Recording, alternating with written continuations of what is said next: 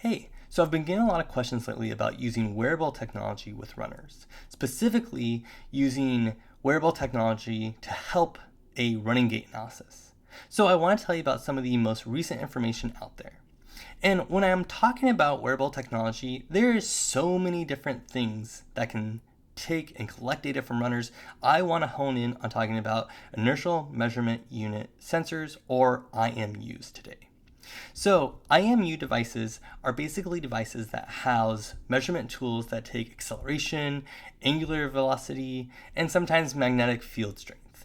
And what they're going to give you is information that's going to help you take measurements like how much impact the person is landing on the ground, or how much flight time the foot has, or how much ground contact time the foot has, or it'll take things like stride length. Now, it will also take measurements depending on where you put the sensors. For example, if you're putting them on a specific part of the ankle or knee, they might tell you the position of that knee or how much movement the knee goes inward into valgus collapse, or it might tell you how much pronation happens. However, that's very dependent on where you place the sensors. And you're probably asking yourself, well, would wearable technology be something good for me to use in my practice with runners? And that's certainly up to you to decide, but there's a couple things that IMU technology or IMU sensors can do to help with your gait analysis.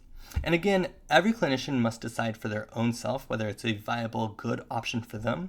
But there's a couple things that you can do to help decide whether a wearable sensor is a good idea for you and if it'd be applicable.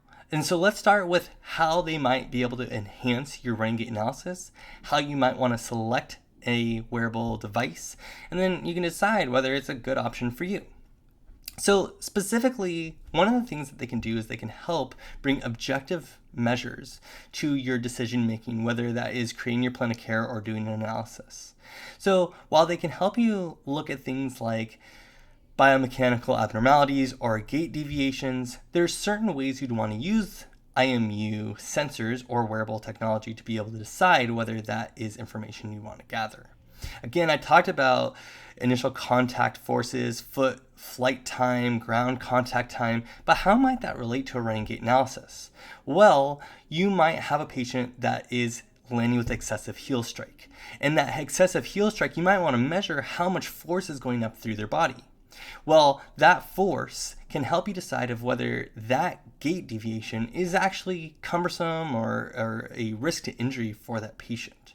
The other thing you can do is you can measure that amount of force going through the patient's leg, and you can decide whether their running style contributes to or takes away, or basically is safe or potentially risky in terms of how they're landing on the ground. So again, we're getting more data to either confirm our observational gait analysis findings. You always want to do an observational gait analysis when you're doing anything with wearable technology.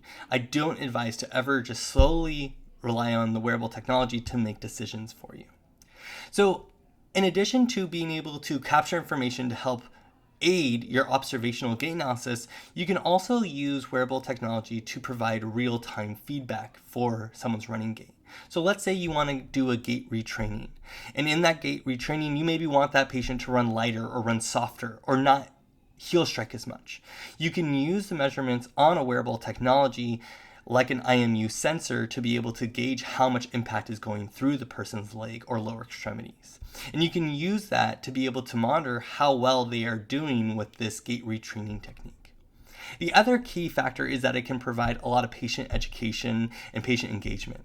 Patients love to see different ways that they can collect data on their running. They love to see those objective measures. Similar to how patients like to see an MRI or like to see what is found in a particular image to confirm if they have a diagnosis or not, it's helpful for them to see, okay, you're landing on the ground this hard, or you have this long of a stride length, or we see the moment of your ankle pronating being this much. So all that can be in nice forms of graphs and different types of charts and different type of information that you can show them, and you can show them on a skeletal model and make it really nice and fancy so they see all this information.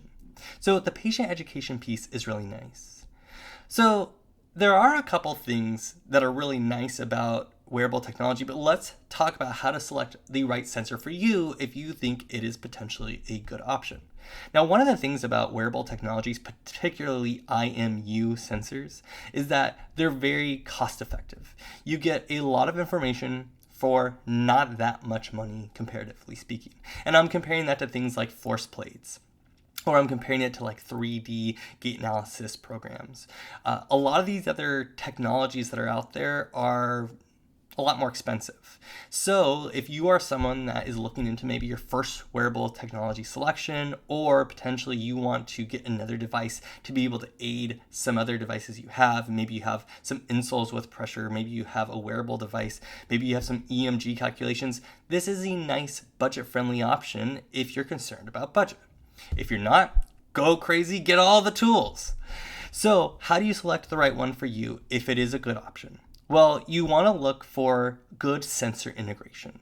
So a lot of different wearable companies out there will have different products. And you want to make sure that you are getting a wearable IMU sensor that might be compatible to different products you have. So think about the long term. If this is your first wearable device you're going to buy, make sure you're thinking to yourself, okay, I'm going to get this and maybe these other things in a similar brand. And that way they can all talk to each other.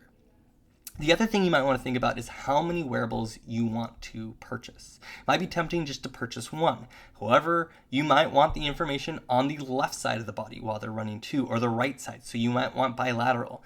So I would say probably 2 is a good place to start. Now you can always select different areas of the body to select or put those sensors.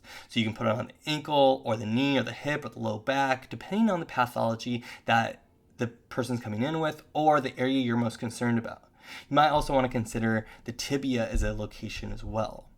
So the placement and the way that sensor attaches are both important. So I want to move on to talking about the type of sensor, how it attaches, how the placement is. You want to think about all these things because it's going to affect the runner. So you want to place the wearable sensor at the most important location to that runner's concern or issue or injury, whatever it is. The other thing you want to think about is how it's going to attach. Is it a Velcro attachment? Is it a zip line? Is it easy to attach?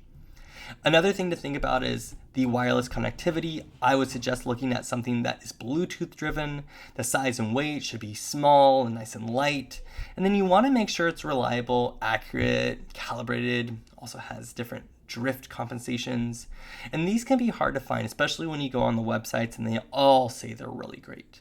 I would guide you to some PubMed articles, and if you reach out to me, I will certainly send you some of the latest ones that are out there about which ones are really well calibrated or good accuracy, good reliability. We want to make sure we have really, really good integration and really good reliability for our wearable sensors. And then lastly, the compatibility with other softwares. Whether you're using a gait analysis software to analyze your runners, whether you're using something that is going to be a one-off product and you can use that to be able to show the patient, whatever it is, think about how this wearable tech will communicate with whatever else you're going to be using. So that's an important thing to think about. Now, lastly, wearable technology can be something that is really interesting in a really nice way to be able to get more objective data on your patient or on your runner. The other thing is it can help you stand out from the crowd. There's a lot of people that say they do gait analysis, but they don't always have all the bells and whistles of all the things they can add into their gait analysis and the information they can get runners.